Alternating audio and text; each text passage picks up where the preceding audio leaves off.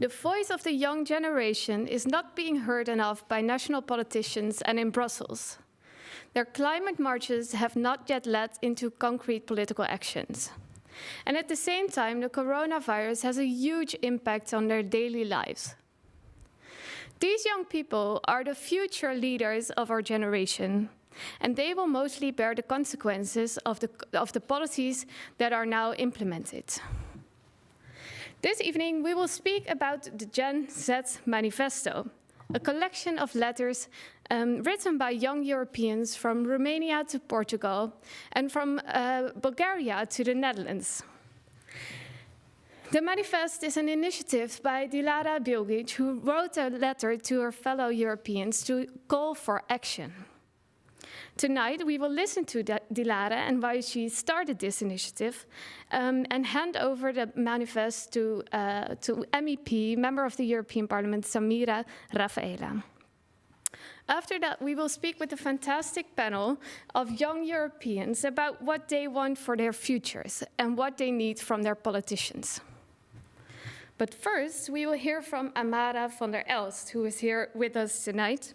She is a spoken word artist who impressed the whole country in the Netherlands during Remembrance Day with her wonderful spoken word contribution. Amara, you're 19 years old, a proud part of Gen Z, I can say.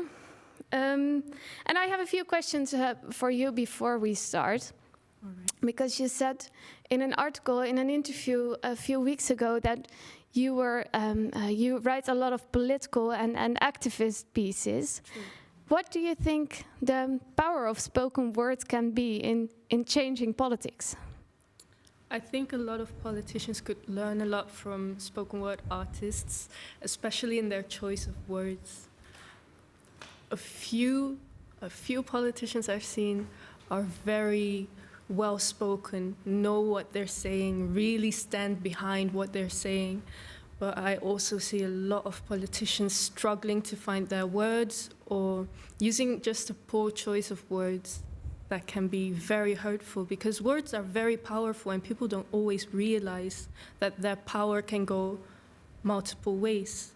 You can use it for good, you can use it to build, but you could also use it to break. Mm-hmm. And can you mention an example of a politician who uses words in a really good way, according to you? I think we have one in our midst. All right. So we will hear from her later on this evening. This is a good start, Amara. And secondly, how do you think that spoken word can be a way to unite young Europeans? Because we're here tonight together with a group of young Europeans that people are watching from all over Europe. How can spoken words create kind of a community? I think spoken word is going to be a big part of our future because it makes very big topics really small and specific. And also, it makes it easier to discuss certain topics that would be taboo. And it's also, most spoken word pieces, they're short. So with the short attention span of this generation, that kind of comes in handy. So I think it's very fitting for the time. Sounds good. You are going to perform a poem for us. Yes. What are we going to listen to?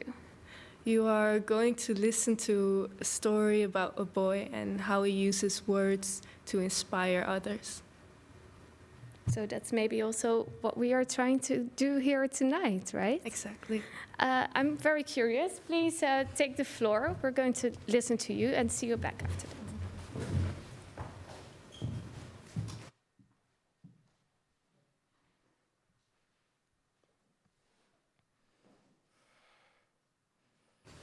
A while ago, I was walking down the streets and saw a young boy getting beaten. I wanted to be a hero and interfere, but at times like these, I dive into fear. It's not fair. I'm still trying to show that I care about what's right, about the boy, because he got rights, right? So the next day I was walking down the streets and saw a young boy feeling beaten. sitting there all alone, a lone bird with his wings cut off. I gave him my pen and paper. He asked me what for. I told him, create your own wings and show the world how you soar. So then he started writing, and he no longer felt beaten, because now he felt the beat and he knew how to kill it. He created life just by rhyming through his words. He fought crime in his hood, and he preached to anyone who'd listen. He told the kids that it's all right. He showed them all their human rights, but they didn't understand what those stood for. Human rights? You mean rights for all of us? He preached about reaching his goals, about having the right to write down whatever he wanted without being wanted for his wings with which he flew through unknown territories. His reasoning rose higher than any of us could reach. Luckily, he was a good teacher. Because when he talked about the right to a home, he said the right to belong. The right to education teaches us the right to dream. The right to equality equals the right to be, and the right to freedom of speech means the right to change. And with the right to a family comes the right to love. Thank you. Thank you so much, Amara. Take a seat. And from this very fundamental European principles told through the story of a young boy, we go to a second story of tonight, which will be told by Dilara Bilgiç. And Dilara, you are going to tell us what Europe means to you and what you see as the main challenges of today as a young European. I would like to invite you to take the floor and to tell us what you have in mind.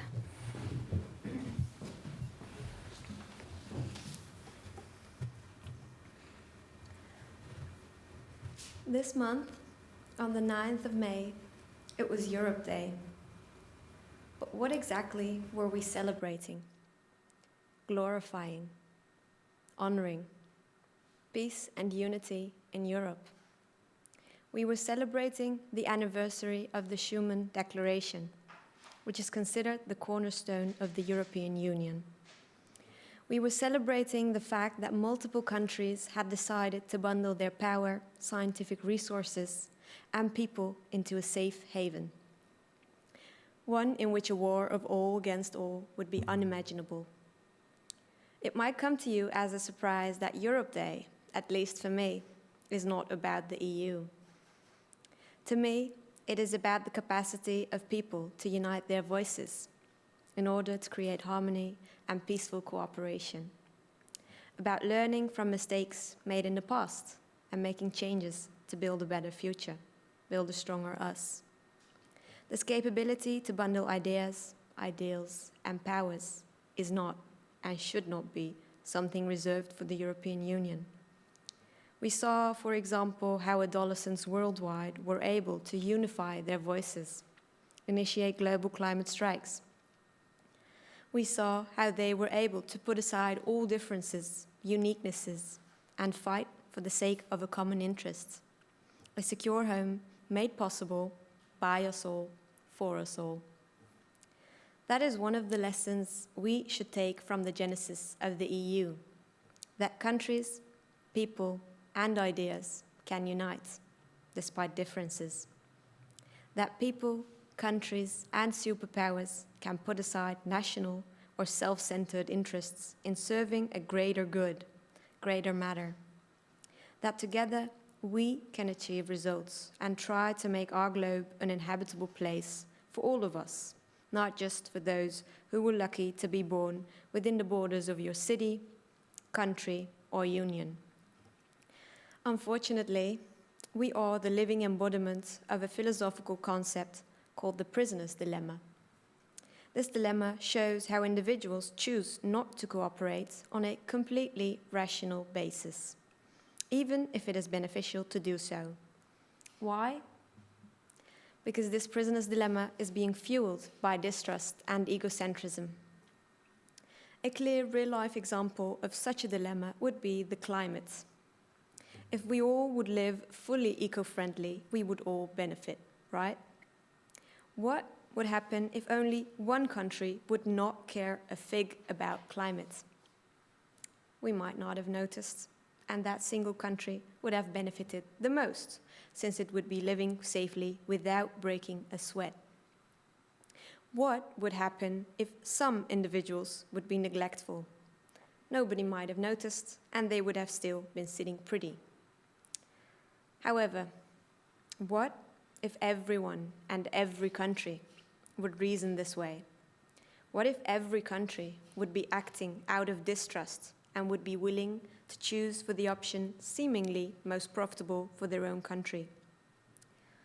The result is the current wretched situation. So, although the egocentric option might seem best for an individual, given that everyone else follows the rules, the moment we will all start to reason that way, no one will benefit. We will be digging our own graves. The only way to get the most profitable option is by cooperating. Only hand in hand, side by side, we can make a difference. Consider the global climate strikes as the inception of such a united world, a world in which we care about all people, all human beings, in which we realize that if we were born in another country or continent, we would right now, as I am speaking, be facing a struggle for life. We would be facing wars, occupations, earthquakes, floods, or poverty. Fortunately, we aren't. Fortunately, my stomach is full. My feet are dry.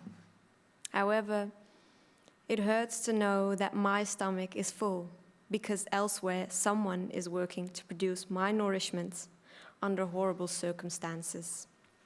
That my feet are dry while elsewhere superpowers, multinationals, and governments use their power to destroy wood, to destroy nature, in order to offer a comfortable life to the lucky part of the world, the ones that were blessed to be born within the borders of a safe haven. It's just me, myself, and I, right? No. I cherish the ideal of a time in which we, inhabitants of planet Earth, will take responsibility for the mess that we, together, made and are still, as I am speaking, making. I cherish the ideal in which the global climate strikes will turn out to have been the Schuman Declaration of this generation. That it will turn out to have been the onset of a united world in which we look further than the horizon of our boasted egos, further than our nationalistic interests. The poverty of Africa is not an African problem. The wildfires in Australia are not an Australian problem. The wars in Asia are not an Asian problem. These are all global problems.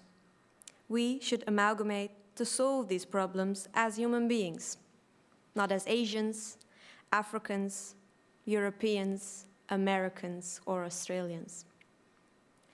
Not as pro-Israel or pro-Palestine supporters, but as humans, because that's what we need, a pinch of humanity. Unselfishness. Every life lost is one too many. And yes, I truly try to cherish optimism, despite the fact that we live in a world that seems to blow away every form of aspiration. But I do my utmost, despite all doom and gloom, to hew out of the mountain of despair a stone of hope. Because I believe that this small stone of hope can and should form the cornerstone of a blended unity. So, my message, especially right now, in times of a climate crisis, in times of a global pandemic, of seemingly eternal disunity, is quite clear. Humans of all countries, unite, please. Thank you.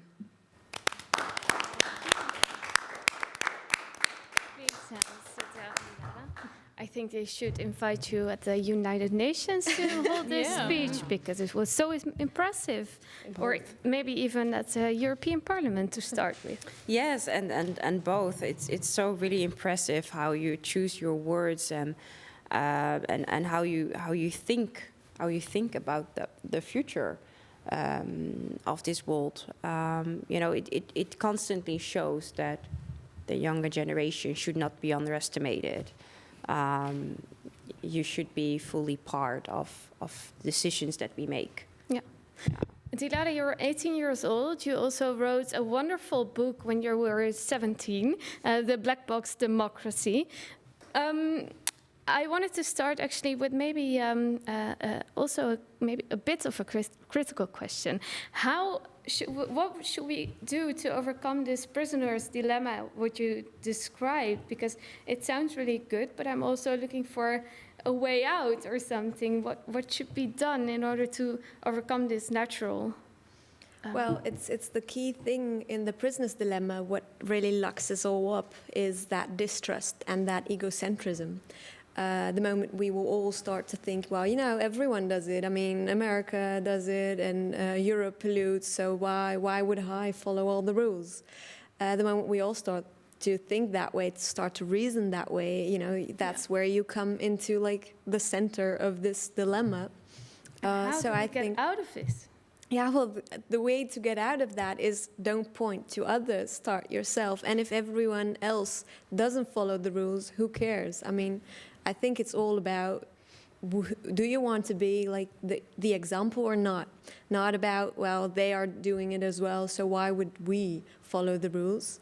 The only way to get out of this dilemma is really to just say, you know what, I don't care, I don't give a fig about what other countries are doing. I'm just doing what I think is morally right now to do. That's the key. And it might sound too idealistic, but I think it's really the only way to get out. Thank you so much. Last year, you approached the Forum on European Culture and company New Heroes to start this initiative because you wanted to make a call throughout Europe to speak with fellow Europeans about the future of Europe, right? And you wrote a letter, which was the start of this manifesto. For the people who didn't read it yet, can you tell a little bit more about what you wrote in that letter? Well, basically, I'm asking for the youngsters all over Europe to share their ideas about their democracy, about European democracy. How do they feel about it? How do they feel about their society? And I was just really curious about their ideas, and I just wanted to investigate, how they feel about it overall. And we received a lot of letters, as I already mentioned, really from Portugal to Romania and from Lithuania to Italy, and I think from 25 European countries or something. Was there one thing that shocked you most about the letters? Were you surprised, or? There were really fascinating things that I can only say that I'm left with more questions than like at the start, because there was a letter of a 13-year-old, like that's just awesome, but he was writing about corruption, and that's really shocking to me, because if a 13-year-old wants to take the time to write a letter about corruption, then that makes me wonder, well, where does that feeling come from? Is it maybe a more widespread problem in his country? I'm really curious to hear more about such experiences. Because if you're 13 years old and you're already starting to talk about problems, then I think we should do something really quickly. And what do you hope the impact will be? Because this is actually the start of something new, hopefully. What do you hope the impact will be of this manifest? I don't really think this is just like you said, it's not like the end point or something. This is really the start. What I hope to do is lower the threshold for youngsters to, share their voices, but also on the other side, lower the threshold for politicians to investigate in what's going on when youngsters share their ideas. So it was two-sided, and I just wanted to, bring the two ends. Well, they're not ends, but they're mostly represented as ends, to bring them closer together. And yeah, I really hope that this will be like the start of. That's why we are giving it to a member of the Parliament today, the European Parliament, to for the politicians to take the next step, investigate what's going on. Why do you guys feel like this? There are really important things mentioned in this letter, and yeah, they're really short, the letters, so we should do deeper research. But like education has been mentioned. One person said, well, go to that meeting that you didn't want it to go to because you thought nobody would come with you, and stuff like that. It's really fascinating to read about it. So I would say, yeah, the next step is for politicians to take in the voice of the young generation. Maybe the first step for now would be a kind of an official moment, and that is to really hand over. We ask you to hand over the manifesto to Samira Rafaela, who is here today with us, to speak about the manifesto. So maybe you can give the first. Yes, well, I think, I don't know if I stand up, it will be like for the audience, so I'll say first what I have to say. Yeah. On behalf of all like youngsters who wrote and who participated, and all like the companies who participated, I would like to hand you, as a member of the European Parliament, I would like to hand you over this bundle, and I really hope that it will inspire you and maybe even more politicians. Yes, of course. Thank you so much. A little bit. Yes. Thank you.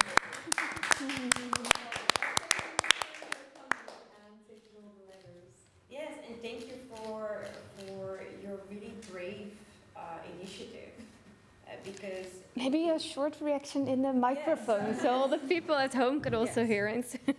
so We're very curious what you think, of course. yes, no, I said thank you so much for your really brave initiative, because it gives me myself, a lot of hope when I see all these young people raising their voice and being so aware and so conscious of the fact that they have the right to be part of it. I mean, I am also part of a younger generation in politics. I was 30 years old when I was elected, and I remember the very first day when I stepped into the European Parliament, and I was like, so how am I going to survive this? Because there are not a lot of young people in the European Parliament, and I still nowadays experience that, when we bring in new ideas, when we bring in indeed that moral thinking, that new way of, ethical thinking in politics, we often sometimes end up in very difficult discussions with, I believe, sometimes a generation that is way longer there in the parliament, and just not trying to understand where we are coming from, because we are way more busy with our future. When it comes to climate, when it comes to migration, we want an ethical and human migration policy in Europe. We want this pandemic to make sure that people come out of it stronger. We have different ideas sometimes about these very important topics. Mm-hmm. And this is where we need to be engaged. And this is where we need to be part of new legislative decision making. So for me, it feels like a support to see these kind of initiatives, and to have a younger generation in society, watching us and watching with me together, to see where we go. And Samira, can you tell us a little bit about what you're going to do with this manifest when you're going back to Brussels? How are you going to convince the older generation, as you just mentioned, that this is important? Yes. Well, I had a tough week already with trying to do that. All right, you started already. On something with vaccines and, saving human lives. And how are we going to do that? So yes, I first of all, I will need to start reading all the stories, because these are a lot of stories, and I want to make sure that I understand each and every story very well. And I think it's very important for me and for my team, and I will also share it with some other young MEPs, So I am going to take more of them. Is that okay? Yeah. Okay, so that we can start analyzing it and see where, you know, there is this pattern that we can get out of it, because it would be very interesting also for us in the work that we do.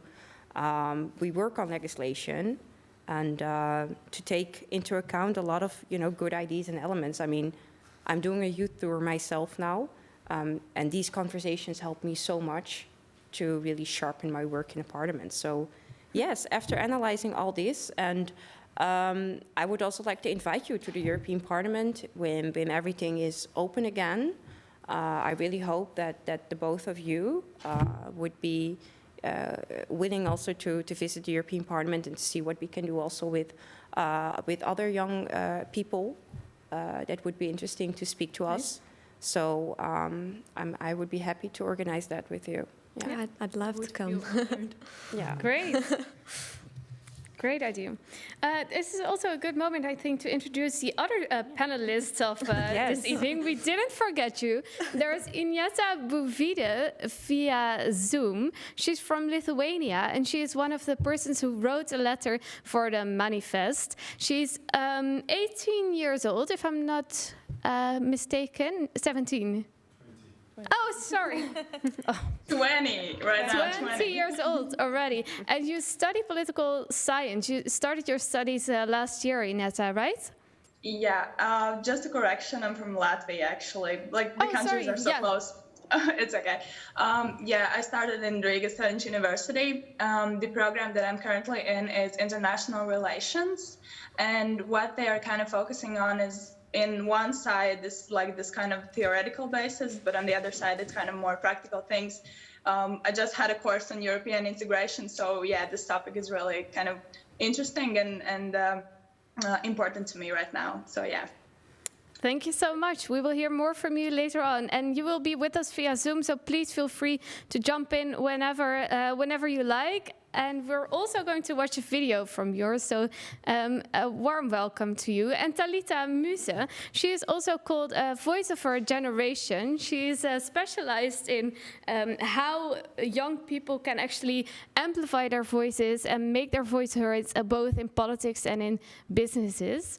Talitha, I'm really happy that you're here as a specialist in how we should do this and how we could bring this initiative further. So a really warm welcome to you as well. Thank you. What is your first reaction to what you just heard? I heard a lot of interesting things. I loved what you said about family. The value behind family is love. And we talk a lot about material things, and I think you really emphasized what are the values that are beneath it that are actually important to us. I really love that. And I think that really relates to what you're doing. I'm really wondering, how can we create a sort of a European network of young people who on a value level connect and explore what the European identity is? Because I think within the European Union we have had economical integration, we've had integration on other policies that came after that. And I think the next step is to really have a more cultural integration. I think that the young generation, you see it also with the movement of Volt in politics. I think that a younger generation that already feels that global citizenship, that is connected via internet and social media, has been brought up with already sort of international youth culture, has a lot of potential to create like this value-based European generation. And I think that will be very interesting. Mm-hmm. We can also build the institutions, the networks, the platforms, the organizations to do that. I really think it's the next step. And can you maybe share with us an advice on where to start to build these networks and organizations? I think what I've seen in the Netherlands, that in the Netherlands, the youth movement started in the 60s, and it was a protest movement because the voice of students was not being heard in housing and education. And after that, you got young people taking seats at college van bestuurders, at the boards of universities, mm-hmm. and then you had the rise of youth organizations. And I think that has all been very good and useful, but it has always been young people advising, writing manifests, telling what needs to be done. but not actually taking a seat within power. And I think that is the next step. And I think that's partly has to come from within, from a young generation. You already see that the average age is lowering within all institutions, in our national parliament, but also in the European Parliament. But I also think that the next step is that we really take seats at high-level decision-making. And yeah, I don't think we're going to be invited. I think we need to force ourselves upon these institutions. I mean, you can build alternative platforms all around, and I think that's very useful because there's the creative thinking, the rebellious thinking, and taking the streets. But I think you also need to be taking seats within the heart where the big decisions are being made. And I think that's really the next step. So not only writing the manifest, but claiming a position within the European Commission, within the European Parliament, becoming an official think tank that is invited to think about policies and really do the work. Injata, how are you listening to this advice from Talitha? Is it something you find realistic to do as a 20-year-old? Yeah, but I don't really see that I would have support. Like, listening to you, it seems like the kind of, I don't know, like involvement in kind of uprisings, if you could say, or making a change or something like that. You have supporters there, like people are willing to stand up. I mentioned in my letter that you're probably going to read that in Latvia, there have been many situations when people who are trying to kind of stand up for something and kind of protest for something, they're just basically shut down. So I understand that it is scary, and at least for me, it's really scary to kind of stand up for something just because I know that I will get shut down. And kind of this pressure from the higher ups is scary, and I completely understand why many Latvians are so scared of some kind of a uprising. I mean, Latvian youth, like, yeah, so I see the perspective, and I know that it is valuable to do something and stand up for something, but at the same time, I don't know, maybe it's the post-Soviet thing, but it is not as kind of possible at this point, at least I believe so. Injata, can you give an example of a moment when you spoke out against something or in favor of something, and what the reactions were? I mentioned in my letter, and I think that this is a really good example. Last year, when George Floyd was murdered, a group of Latvian youngsters stood at the Monument of Freedom in Latvia, in the capital of Riga. And after that, the following kind of news articles that came out were just so completely, I don't know, like rude, and saying that it's irrelevant to do that, and there's no point. Like, what's the point? Why would we even care about the issues happening somewhere else? But at the same time, it impacts all of us. Like, we shouldn't live in a world where there's racism at the very least, or like not being able to accept other ethnicities and other cultures and other people. Like, we shouldn't have to live in that world.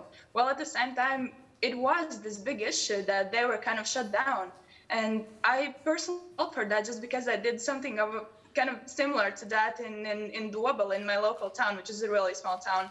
But yeah, it's completely kind of, you feel powerless after somebody has kind of shut you down like that. And especially like bigger news outlets as well. Like in Latvia, we don't have that many. Like the biggest news outlets were saying that, yeah, that's irrelevant to do that. So yeah, it makes sense that people are not willing to do something. Yeah, I can imagine you really have the feeling to stand alone in such a situation, and you would think twice if you go to the streets again, right? Dilara, you wrote, how do we create a democracy in which everyone has a voice that will be heard, right? And I think this is also an example of a voice that wants to be heard, but is sometimes really difficult. How do you look at those kind of situations? Well, it's like, I think the reality is that youngsters are generally underestimated, not being taken serious, and sometimes people also use biological arguments like, yeah, but your brain isn't ripe, hasn't, and then I think, but that doesn't mean that my voice isn't valuable. It might be that I don't know everything about every single rule in laws, but that doesn't mean that my feelings or things that I feel or like. Racism, if I find that important, that doesn't, I don't need to have learned a law book to know that some things are just important. And that's something I do recognize when like the global climate protests and stuff like that started. In the Netherlands, you could hear like some media reporters and some politicians saying things like, yeah, but they're just protesting to miss classes. Oh, yeah, and yeah. I was just like, do you have proof for that? Or is it just the feeling that you have to oppress my voice? Because that's something I see a lot, and I think the only way to break through is by proving that your voice is important, by starting initiatives, by going despite all the difficulties. But what would you say to Injata, or maybe you want to... I was thinking maybe also the countries who are more leading in this topic, because I, of course, admit that I think the Netherlands, when it comes to youth participation, is one of the front-runner countries.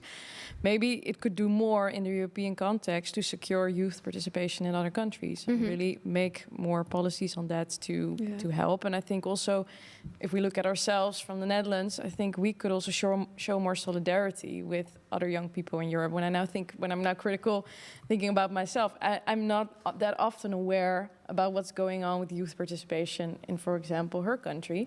And I think we could also raise our voice more and speak out about the rights of other people, of our members of our generation. And I think we don't do that sometimes enough. No. Or like what you said, start like a more European thing, a movement maybe, in which, other voices of countries where it is less easy to, involve them as well. Yeah. Sounds like, hold this point. I'm going to ask it to Samira as well, because we have a politician here at the table, and I'm really happy, again, that you're here. I was wondering, how do you listen to the stories of both Dilara and Injata, that they're saying, we are just not taken seriously by a whole group of people? And Injata also says, I would think twice to go onto the street again. What would you say to them? Yes, and in a way, I can relate to what they say about not always being taken into account when you have an opinion. In the case of Injata, it really hurts me. It really hurts me as a politician, as a human being, because it's really unfair. And this is exactly why we in Europe really need to speak serious about solutions that we need to create in the upcoming years to support youth movements, to invest in their skills and their capacity to be effective and to be an effective counter voice also. I truly believe that we should also invest more in subsidies, support from the EU, in what kind of way, to also support individuals like Injata, so that they can be part of a movement in their own environment, in their own country. So this is exactly what I find very important in my work, and also to ask for. But I do think that we can be definitely more sharp in the European Union when it comes to such individual situations that a lot of young people are in. So yes, we need to invest on the European level in skills and movements, youth movements. And like Talitha also just mentioned, what do you think of the idea of supporting European youth movement? So what if we would set up a movement here tonight with the whole group of the Manifest? How could we arrange that? Yeah. Or how could you arrange that as a European politician? I think it's very important that these kind of movements start from, bottom up. It's the grassroots movements, right? And I think that we've already seen with Black Lives Matter the demonstrations, the protests, and also the protest on climate, you see how effectively young people can be in creating their own grassroots movement. And in the case of George Floyd and the Black Lives Matter movement, they have shown that they were so effective in putting pressure on our institutions. As a direct consequence of that was the European Commission launching an anti-racism action plan. I mean, that was really because of the pressure from the Black Lives Matter movement. So I think it's very important that we as politicians be very open and publicly open about the support that we give to such youth movements. And indeed, we should see where we can facilitate with the instruments and with the means that we have. Making sure that the young people are organizing themselves. I very much like the idea as well, and at the same time I'm afraid that a lot of national politicians would say this is not something that the EU should deal with. I can imagine that the politicians in Latvia, for example, would say, please EU, get out of our country, we support our own youth movements, you don't have to do this. Well, that's what I will decide on my own if I find it important. And many other members of European Parliament, I believe, find it very important to support the youth in Europe. And I think this is exactly when we get such resistance, then this is exactly where we need to focus on. Then this is exactly the kind of resistance that we need to confront. I mean, I feel like as legislators and as politicians, we need to protect our youth. We need to protect their fundamental rights. I would never back down from that. So, Injata, I want to go to you. What do you think the reactions will be in Latvia when you start a youth movement with money from the EU? I can just say, like, not saying any names or just doing anything like that, but just so you understand where I'm coming from. When I was in 12th grade, which means last year, we had a member of the European Union from Latvia, elected from Latvia, come to our school. And after the kind of discussion that we held, we had kind of like a seminar discussion thing like that. The remark that was given to our teacher was, I didn't know that the youth was so smart, like the 12th graders even cared about politics, like did they even understand what they were coming from, like what they were talking about. And it just basically shows that if an elected member of the European Parliament from Latvia is saying things regarding that, yeah, like the youth is not smart enough to do something and not it's not important to take them seriously, then what kind of movements can we talk about at the very beginning? So I don't know. I think it's a big risk. It can be done. Like there are a lot of people who are willing to rise up and stand for something and stand for actually the issues that like the world has and stand together and do something about them. But yeah, like there needs to be this push, and if kind of help and assistance from the EU could be possible, I think that it will be a great start. But like we have to live up until that point right now. So yeah. I think this is an important contribution also for us here in Amsterdam to realize that the situation is so different in different European countries. But still, we try to find some common ground this evening and also try to inspire with maybe new initiatives and new thinking that might be of inspiration to Europeans. One reaction to Injata, because this is also the very logical consequence, I believe, of a lack of diversity in our own institutions. I mean, if you don't have people with diverse backgrounds or more younger people in our institutions, then you find such institutions not to be sensitive and aware enough of the fact that this is important. So this exactly shows why we need more younger people in politics, and indeed, I agree with you, Talitha, in very influential positions. Is there like a EU ambassador, or like a special envoy, somebody who at a EU level watches over all the youth participation within the institution and also in the member states? A young person who is like watch a kind of a youth ambassador. The special position. Well, I know that the member states themselves, they arrange, like for example, the UN and the EU youth ambassadors, which I believe is a very good initiative. Yeah. And furthermore, that is organized more also in the European Commission, in specific departments working on youth-related issues.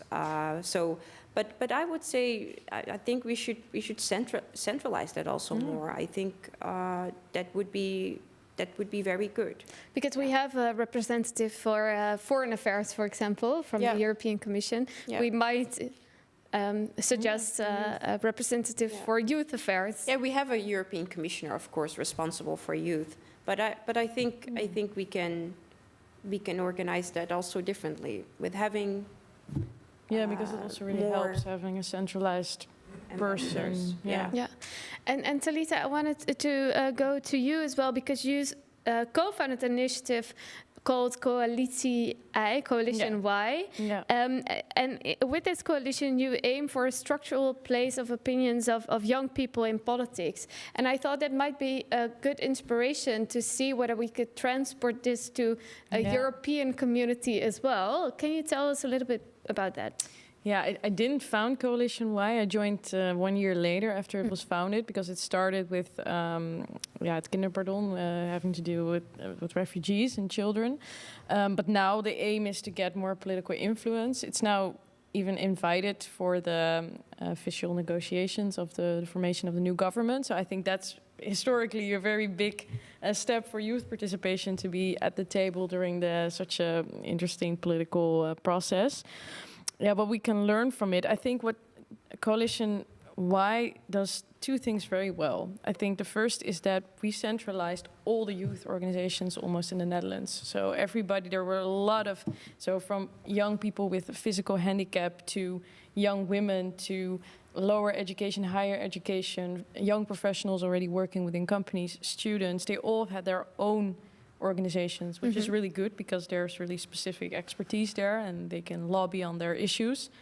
But you also have to say at some point, okay, we have 1,000 different youth organizations, but one thing that binds us all together is that we are young and that we're not being represented enough. So let's use that power. And by centralizing all that power, that means more media attention, because you can speak on behalf of hundreds, thousands of young people. And it gives you a lot of more voice. And I think that's the second thing that Coalition Y does quite well, is mobilizing the public opinion. Because when you don't have the situation where your voice is wanted, you can knock on the door endlessly, but you can also try to mobilize the support of other people.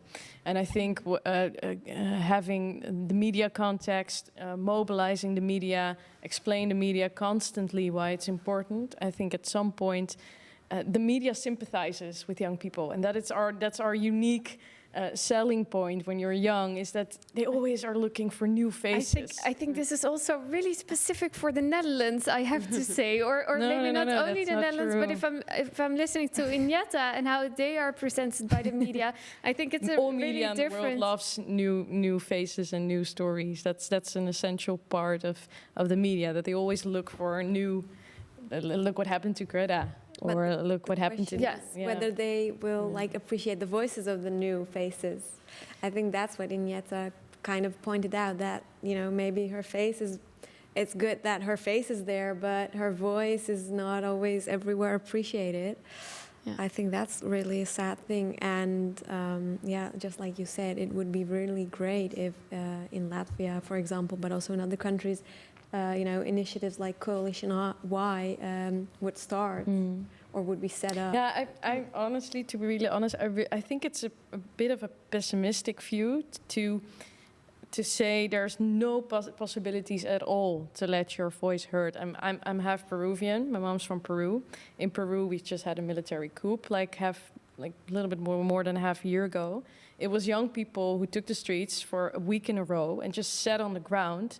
And they organized themselves, grassroots, and they forced the government that had that military coup to change and to quit what they were doing. And they had a complete government thrown over, and it was people with an average age of 15 who started that initiative, and they mobilized the international media via social media, saying this is what's going on in our country, and we won't back down until we have another government. So, I mean, I really don't believe it. All big social change in history has come from young people. So there's never, I think, a point in time where, your voice maybe not wanted, but if you keep on knocking, it will be heard at some point, because the sympathy is always with the young. That's just a Could I given. chime in quickly? Yeah, Ineta. It is not that bad. Like, I maybe made it sound like really, really bad. but the baseline right now is that we have some people, we have non-governmental organizations. For example, we have, as Samira mentioned, the UN delegate, UN youth delegate in Latvia. Like, she's a really nice girl. She's really active and actively participates in different events and kind of spreads the voice of the youth.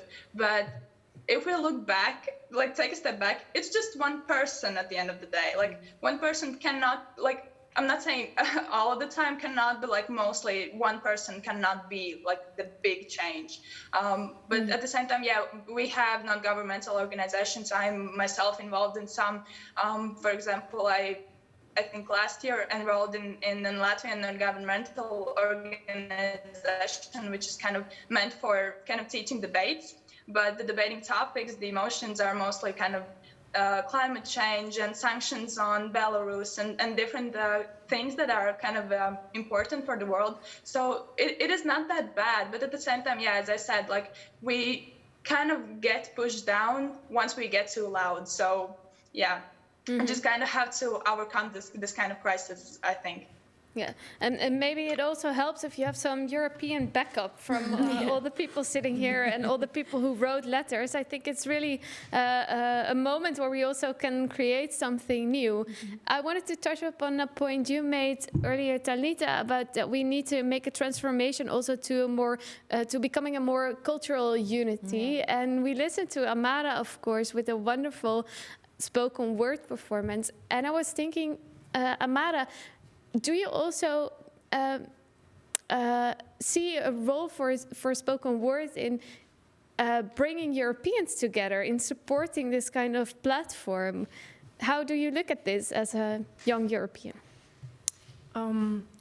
After the Remembrance ceremony, I have become a lot more optimistic in my goal of bringing people together, because I've seen grannies to little kids replying to my story with love. And I've said some things that were really personal, and some things so personal that can, bring such a universal reaction that was amazing to me. So I think through words, through love, we can really find each other in the fundamental things. I mean, we have all these different cultures. Some people eat a warm meal at the beginning of the day. Some people eat a warm meal at the end of the day. Some people don't even get a meal in the day.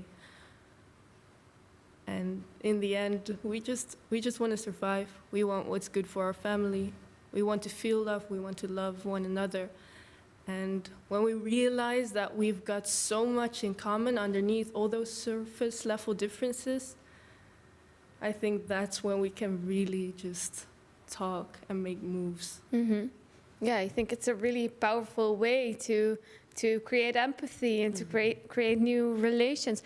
Do you already have a lot of contacts with fellow Europeans or with fellow European artists, or is it very much focused on the Netherlands? I have some friends in Croatia. I did an exchange when I was in the dance academy. And also the performance I just did, I did it once before in Germany with a project called Roots and Roots. And that's really special to me. It's young people from the UK, Germany, and the Netherlands coming together to use all the different aspects of hip-hop to tell a story about. This year was human rights, you had who am I, identity, and all these issues that are so fundamental for young people, but also for people of all ages. And you just see how all these different ideas and all these different voices come together so strong in just 1 week. So imagine if we had that mindset of, all right, let's hear what everybody has to say and see what we can make out of that forever, then wow, it would be so powerful. Yeah, it's a really good example, I think, and also a beautiful way to show that it doesn't always have to be like a political organization or a lobby organization, but it can also be more of a cultural organization or network that brings about understanding and a sense of a common identity or something. So thank you very much. I also wanted to introduce to you one of the other persons who wrote a letter for this manifesto. It's almost from Hungary, and he sent us a video. He couldn't be here live today, but he sent us a video and will tell us what he finds important that the youth should do for Europe's future.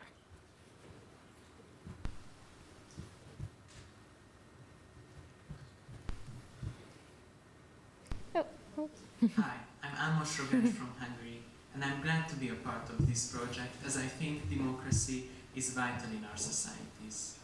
I consider democracy to be a battleground of ideas, principles and interests that is open for everybody to take part in. It is essential, however, that you don't just stand by and watch, but actively participate in the conversation, as you have the responsibility towards yourself and anyone else who your issue may concern, to fight for them and to be willing to represent them. Activism is a key word in this struggle. Another important aspect of it is, though, that you can neither fight alone, nor should you be a blind fanatic. You should always motivate your friends and family and anyone else to participate, because the more active members it has, the more democratic a society is.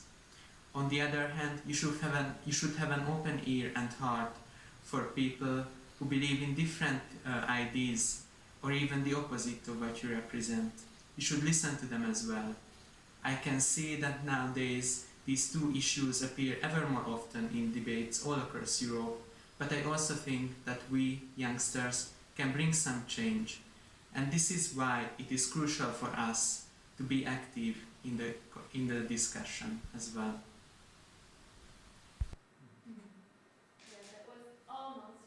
Hungary. Almost wrote something interesting in his letter, I think, and that is that he said we should not be feared, and many people are feared to speak out these days. And I can actually understand that sometimes if you look at reactions people who do speak out get on social media, for example. And I was wondering, young people here at the table, I include you, Samira, do you also feel that fear sometimes? And do you sometimes not say something because of the reactions? Dilara, let me start with you. Well, absolutely. I often feel like that pressure. Also, when I wrote the book, I have had the fear of, well, do I even have the right to, write a book about democracy? I'm 18 years old. I haven't done like a research of 6 years.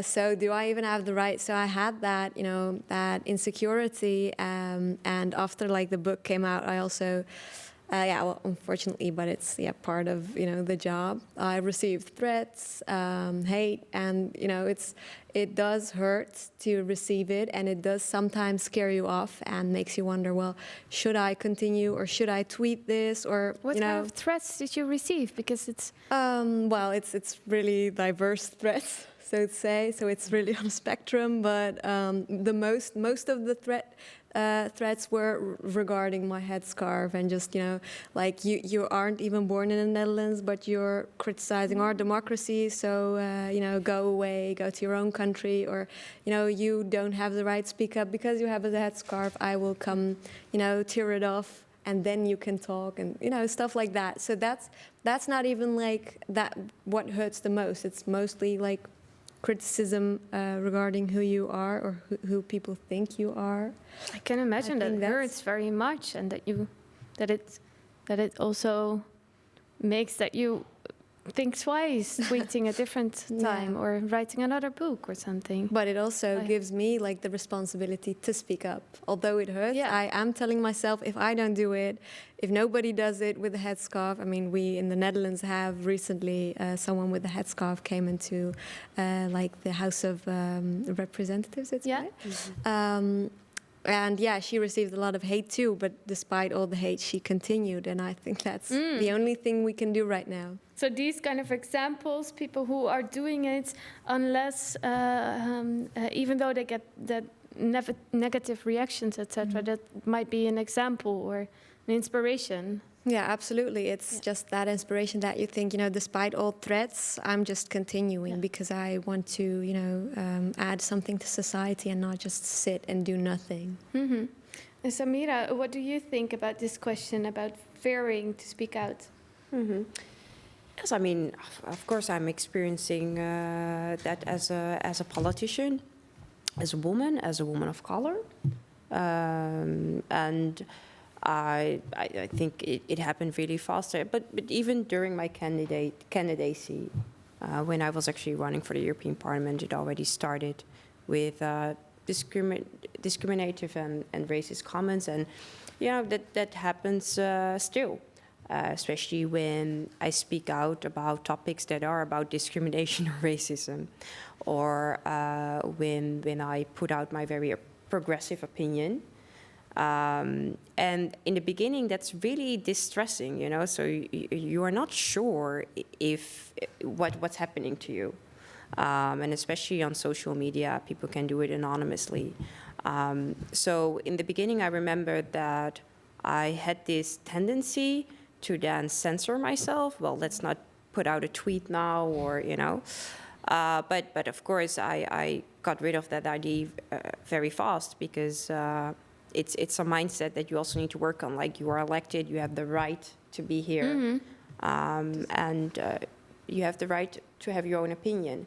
And not only in terms of racism or discrimination, but also in terms of having, for example, a minority opinion. So when you're having an opinion in a certain group or certain setting where the majority does not share your opinion, but you do think that's the right and the moral thing to do, then also that can sometimes cause that you are in a difficult position where you will need to choose, like, will I uphold my values and will I fight this fight even though I know that I'm a minority, part of a minority opinion, or will I back down because I'm, you know, intimidated by a majority. So these are dilemmas that I experienced myself. And do you have, because I think it's really interesting that Dilara mentioned an example of a woman that inspires her and gives her a feeling of strength. Do you also have these kind of examples? Yes, and I'm very proud to see Kautar Bojalit in our second chamber now, and she's really showing how to hold your ground, stand for your values, even when you get so much hate. And it's very important to show the younger generation that you have the right to be there and that you need to continue your fight. And then, you know, I have myself very, very important role models, I believe. Who are your, because we want to look them up, of course, who are your role models? Well, one of them is Barack Obama.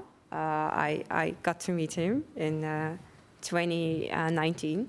I often know what to say, but when he was in front of me, asking me, so who are you? Tell was it here in the Netherlands or not? No, it was in Germany. I just froze, you know. So Barack Obama and Kamala Harris, of course. And I also this week got to meet finally Mrs. Okonjo-Iweala. She's the first female and African WTO Director General of the World Trade Organization. And she was in the European Parliament. And I knew that morning I need to have a picture with her.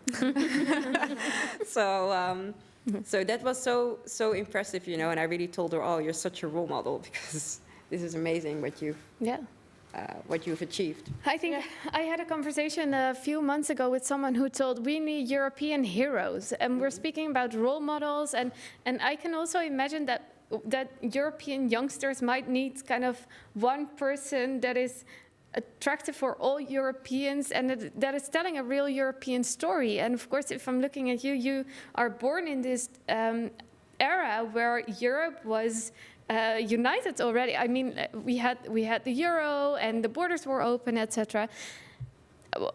I'm just looking for this hero, I think. Do you think that might help, Amara? A hero, one role model. One or more. Doesn't have to be one. I think we passed the time of heroes. Even big companies are realizing that now. They are not so much looking at the big influencers anymore. They're looking at micro-influencers. I think people should realize that we all influence each other. Every single person today is an influencer through social media, through these kinds of conversations.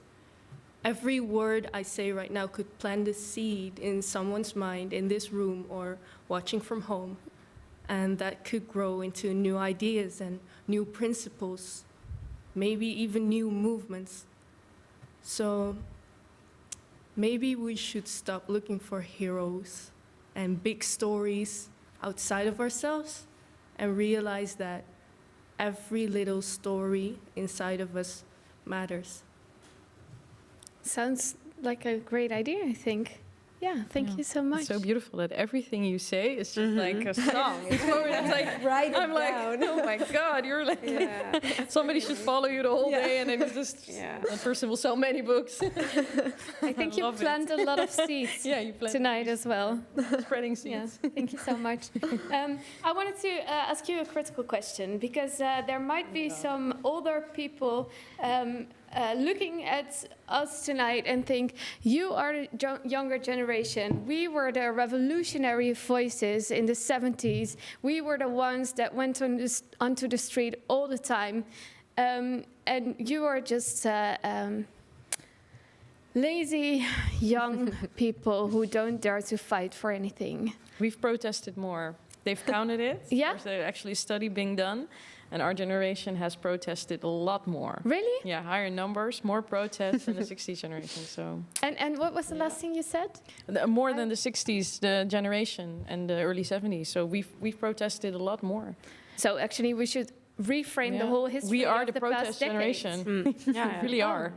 On more diverse topics. I mean, the older generation, sorry, but they also protest a lot for themselves, for their own housing, and then they went into all these houses here in Amsterdam and claimed them and wanted to build their own alternative societies. Also very inspiring. But we've protested for big issues like climate and racism and women's rights and LGBTQI and all those things. So we are the protest generation. So actually you show that we're kind of already making this transformation to what Dilara mentioned in her keynote, that we needed to transform from an I society more into a we society, and maybe a more forward-looking society.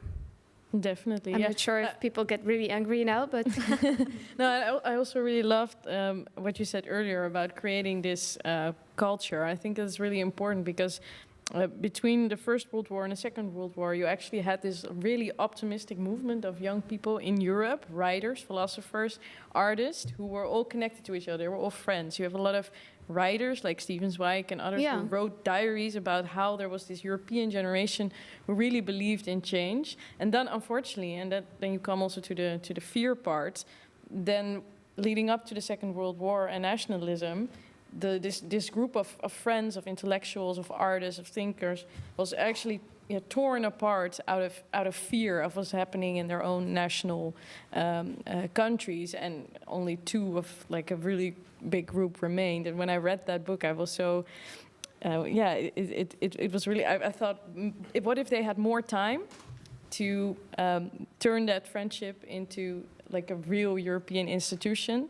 It could be an antidote against nationalism, against fear, against becoming cynical and distrusting each other. And I think that's really what we need, because we also see another movement of distrust, of polarization, of nationalism. So I think we need to hold on to each other and build that's really strong friendship and network in Europe as fast as we can, because it's really important. Yeah, and not way too long. Indeed. And not way too long. Yeah. Thank you so much. Samira, I wanted to end with you actually, because I was wondering, we are speaking a lot, and I know that you are also speaking a lot with other youngsters in the country, right? You're doing a tour. Yes. You get a lot of information, but what can you as a politician do in the end? What are you going to do with these letters, with all this information? Or is there anything else you need from our side, from their side, in order to do something? Yeah. Well, I do like to reiterate that, don't forget, I am part of a young generation too. Because I'm in politics doesn't mean that suddenly I'm not the young generation too. No, but you are in a position of power. You are in a position of power. But still, I mean, still I feel very, very much part of a younger generation too. But trying to change myself, the institutions that I'm part of, and trying to challenge the system. So I think what I can do in my work, of course, with all these very valuable input, and indeed the conversations that I have with young people across the country, is to start asking the right questions in the committees that I'm sitting in, the moment that I have the opportunity to do my controlling work. I think these are very valuable questions that I can raise. It starts with doing your job as a controller well, and also as being a negotiator on new legislative proposals. This helps me also to negotiate the right things, to negotiate the right provisions for people, to negotiate the right solutions for people. Yeah. And this is how it really helps me in my work. And I think, in general, as politicians, we just need to make sure that we stay into contact with young people, because that's also often a complaint that I hear. I mean, we cannot change it all. We cannot change the world ourselves, alone, but together, yes, if we organize. But I think in general, we speak less with the young people as politicians, and we need to pay attention to them, and we need to tell them, look, we are really willing to hear you. Just tell me what you like to see differently, and I can only do my best to incorporate that in all the things I do. Yeah, maybe someday you can propose some of the ideas that you heard tonight. So that would be fantastic. Yes, and basically, that's already what I'm doing. Often when you see my interventions in the committees, for example, all the questions that I raise, all the written parliamentary questions that I raise, are always based on conversations I had with people, with my constituencies. So I hope that people see that I'm reflecting that in my work. Yeah. And just one final question, because I speak to a lot of politicians who tell me, I would love to speak with real people in the real world, but I just don't have time for it. Well, the real people in the real world, okay, like as if they're like living on another planet. No, but I can imagine if you have a week with 13 meetings, that it's hard to schedule conversations outside of your No, but I think that's the mistake that they make in their thinking, because part of your work is to be informed. So yes, I have a lot of meetings too, but part of my work is to have these meetings and to organize these meetings. So because otherwise, how can you otherwise do your job right if people don't inform you? It's a prerequisite in order to do your job well. Yeah. Okay. I believe so. Okay, thank you so much. I wanted to listen to a final hopeful message from Portugal, from Maria, who also wrote a letter in the book. Maria. Hello everyone, I'm Maria Coelho and I'm from Portugal. As a young European, I have a more intimate view of what we young people have done and can do to help Europe continue to raise the name of peace, security, freedom and democracy. With regard to the European future once the pandemic subsides, we must not forget that the disease can be controlled, but its effects will certainly be felt in the long term, as it happened in previous crises. Within the economy, the European Union has taken measures that will certainly ensure the survival of all countries with the greatest homogeneity within member states. But the European spirit, strength, hope, will these have long-term consequences as well? I believe that the only consequence that it can have will be positive. The most certain thing is that we'll progressively be a strong Europe and more convinced in its values. Crises are more than ever challenges that show the weaknesses of the countries and regions, but they are also opportunities for future growth, showing unity, invested in hope. As a young Democrat and a future adult at Democrats, I will never forget this moment, that I attended classes at home, that I couldn't be with my friends for months, that I couldn't go to the parties I wanted, and make the most of high school. However, if I've been through this, if we have been through this, we can get through anything. And that's exactly how I expect all Europeans, young people and adults to see this whole controversy. Our main rule as young people is exactly to have hope. In such difficult times, hope is the solution. Having hope for the future, of the positive future, having hope for the entire European community and institutions, having hope for a world where there is freedom, equality, the rule of law, and human rights and democracy. Hope gives us strength to do what is needed.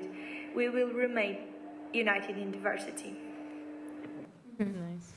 Thank you very much, Maria. I think a lot of the people who wrote the letter are also watching tonight, so I'm really proud of all of you who wrote the letter and who were here tonight, even with a pre-recorded video or live via Zoom. I think we're going to the final part of this evening, which is a final performance by Amara van der Elst. And this is a piece that you wrote especially for this evening, right, Amara? Yes. Is there something we need to know before you start, or? It's in Dutch. That's an important part. Yeah.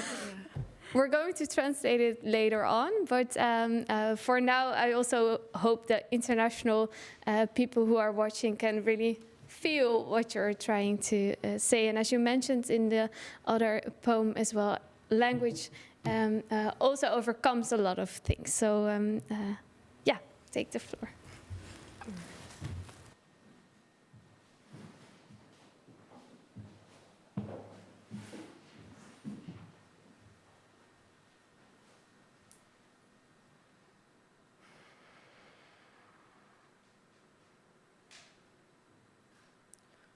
Ontstaan om grenzen te vervagen, heeft een land nog nooit zulke vrede grenzen gedragen. Vredesverdragen houden ons koest, maar oude gewoontes zitten ook in nieuw staal vastgeroest. We vechten voor, we vechten tegen onder het nom van solidariteit. Zal het met de tijd ontwikkelen? Leren we vergeven of blijven we in strijd verwikkeld, de doeken verstikkend? Kunnen we ze uitvouwen tot vredesvlaggen? Streven we naar gezag of een glimlach op het gezicht van onze kinderen? Wat is de definitie van winnen? Waar wij discussiëren over andermans vrijheden, waar alles onder voorwaarden van wat ik voor jou, jij voor mij deed.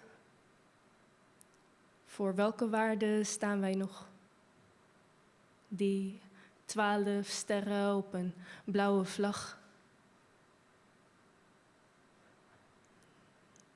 Woorden kaatsen heen en weer, maar blijven nog te vaak in het net verstrikt als het gaat om discussies over komen en gaan van waarheen en waar vandaan.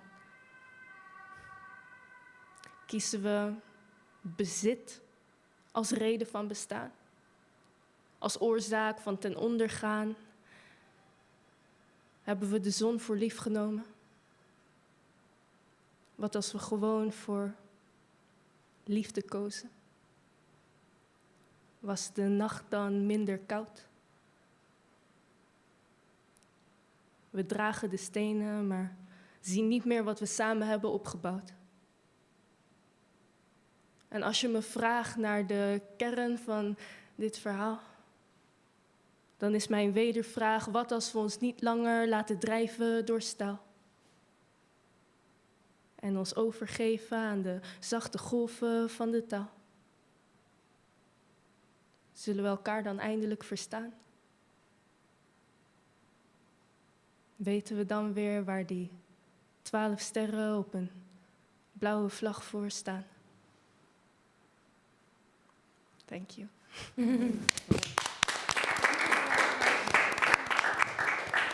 Thank you so much, Amara. We're about to close off this evening, but I wanted to give all of you one final opportunity to make sure that a lot of people who are watching this tonight will join this collective effort of making your voice heard. So let me start with Dilara, because she already knows a lot about the project. What do you want to say to people to make sure they're going to send us an email after this session to join our new network? Well, I would say, just like I said, I hope that there will really come like a centralized thing, a centralized power, so to say, so to bundle all the ideas. But I also want to put emphasis on exactly what Amara also just said, that you don't need to search for like a hero or like a big thing. Mm-hmm. It starts really with yourself. It starts with like micro revolutions, with small steps in your own family, in your own, at your own school. So I would say, although the results will not be visible tomorrow or after a year or maybe not even in your life, I'd say just do what feels right, and as long as your moral compass, is not going all crazy, that's what's important, I think. So also small steps are really important. Micro-revolutions. And if you would like your letter to be added to this document, to this growing manifesto, you can always send an email to info@cultureforum.eu, in which you propose your idea, and we would be happy to incorporate it into this bundle of letters. So please feel free to send us an email if you have ideas after this program. Talitha, what would you like to say to your fellow Europeans?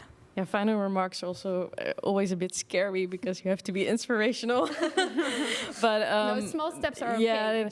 No, I think that we really have to. I've seen that you really like Hannah Arendt, and I had to think about what she said about becoming cynical, and that's and what I'm referring to what I said earlier. I think that's the biggest threat of our time is becoming cynical, that we feel too small to change anything because it's above our heads, and I think we cannot allow that to happen. So we have to keep each other strong and believe that the younger generation has everything, the intellect, the vision, the language, the artistry, the poetry, the love, everything we need to change the world. And I think we really, if we trust that and send each other reminders, even though it's just an app or a small text to somebody like, hey, we're doing this for a reason, don't give up, we're changing the world. We need to keep the spirit high, and I think that's important. Yeah. Great. Injetta, over to you. What would your last comment be? Opposite to Dilara, I think that what I would say is that Latvian youth, at least from my opinion, needs this bigger push. Like the small steps have been taken, I believe. Like we need this bigger push, and as Samira also mentioned that maybe some kind of, I don't know, like funding or European actual like support could be implemented. I think that would be the most important thing that European youth could have, at least I believe from my point of view. And what are you going to say to your fellow students to convince them to write a letter to the manifest? Oh, best believe me, they are watching right now. I've sent everybody links to this live. So hopefully they are watching. Right. And I think that this will be inspirational to them. As I don't know, like for me, Samira was so inspirational. Like as me myself, as a young person, young woman studying politics and not being like natively like from the bigger European countries, I don't know, it was just inspirational to listen to kind of your thought process or how you approach things and how you kind of are an activist as a younger woman in politics. So that was really inspirational to me. I hope so that to many others out there. Great, thank you so much, Injeta. Amara, final remark by you. What would you say to your fellow Europeans? Taking in everything that I've heard, I think it's nice to remember how important mindset is. You only need 10% of people in a group to believe in a certain idea to change the mindset of that whole group. So maybe that helps a bit with the optimism. Thank you so much. Samira. So first of all, I would like to start that I'm really extremely proud of you and Injeta, all the work that you do as really young, brave, young women also. That's a coincidence. There were also a lot of but I do want to reiterate that because it's very important that we are also out there and that we also show that given the challenges that we sometimes face because of who we are, how we look, that we have a right to be there and a right to be represented. So I'm really proud of all the work that you do, and just keep going in what you believe in, and you will definitely face. So I say that this to all the young people watching. You will definitely face some difficulties, sometimes a lot of difficulties, and people will sometimes try to make you believe differently.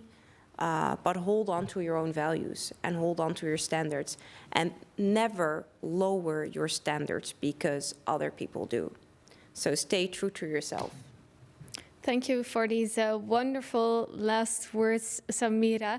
I wanted to thank all the people again who wrote the letter. I want to thank the speakers over here, also the partners that worked together on this evening with the Bali, which is the Forum on European Culture, Company New Heroes, and Dutch Culture. Thank you for watching at home. If you want to watch more programs of the Bali, please take a look at the website or the Bali TV. I hope to see you back another day, hopefully also live here in the Bali.